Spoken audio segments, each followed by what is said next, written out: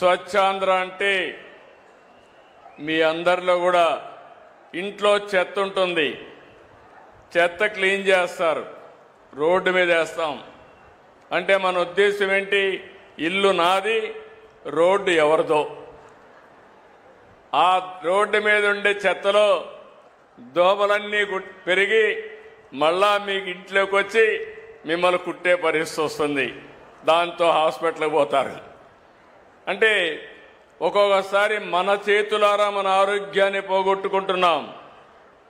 నేను ముఖ్యమంత్రి అయిన నాటికి మీరు చూస్తే 108 లక్షల మెట్రిక్ టన్నులు చెత్తంతా కూరకపోయింది.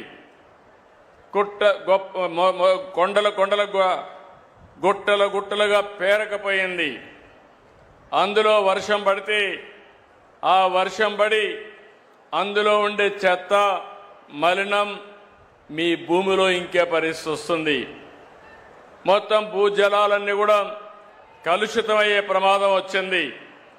ఇలాంటివి చూసినప్పుడు నేను ఒకటే అనుకున్నాను, నేను ఎన్నో పనులు చేస్తాను కానీ నా ప్రజలకు స్వచ్ఛమైన నీళ్లు ఇవ్వాలి, స్వచ్ఛమైన గాలి ఇవ్వాలి, స్వచ్ఛమైన ఆలోచన ఇవ్వాలనే ఉద్దేశంతోనే నేను ఈ కార్యక్రమానికి శ్రీకారం చుట్టాను.